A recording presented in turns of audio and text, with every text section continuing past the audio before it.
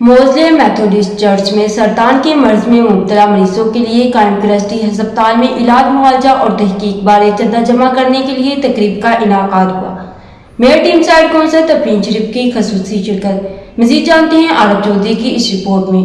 موزلے Methodist church میں سرطان کے مرض میں مبتلا مریضوں کے لیے قائم کرنے ہسپتال میں علاج معالجہ اور تحقیق بارے چندہ جمع کرنے کے لیے تقریب کا انعقاد کیا گیا۔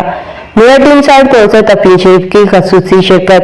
میئر تفرین شریف نے کہا کہ موزلے کمیونٹی ٹیم دکھی انسانیت کے لیے سرگرم ہے اور چندہ جمع کرنے کی مہم میں ان کی کاوشیں قابل ستائش ہیں۔ ہم سب کو دکھی انسانیت کی خدمت کے لیے کردار ادا کرنا چاہیے۔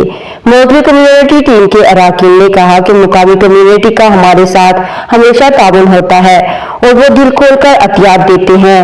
ہم سرطان جیسے موذی مرض میں مبتلا افراد اور دیگر رفاہی کاموں کے لیے عطیات جمع کرتے رہیں گے۔ wonderful craft fair. یہاں کافی سارے لوگ اکٹھے ہوئے ہیں, all raising money for great charities. Here we have wonderful ladies that do this every few months. You do your craft fairs and they raise so much for the communities and for the charities. So I'm very proud of these Mosley town team, and we have Mosley councils as well. Member of the Mosley town team. Hope you all enjoyed it.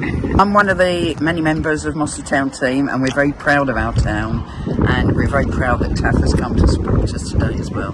We're very proud of Mosley, and we all want to keep it nice and earn money for charity. We do lots of things, not just markets. We do all the planting around Mosley and all the hanging baskets.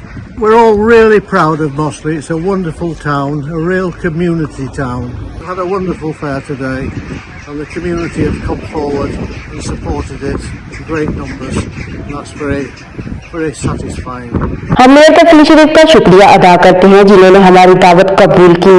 برطانیہ میں بسنے والی بین ثقافتی community دکھی انسانیت کی خدمت کے لیے ایک دوسرے کے شانہ بشانہ ساتھ کھڑے ہو کر معاشرے کی بہتری کے لیے کوشاں ہیں۔ آسٹن برطانیہ سے ہمیں رپورٹ کر رہے تھے عارف چودھری۔ مزید اپڈیٹس کے لیے دیکھتے رہیے انڈر گراؤنڈ نیوز۔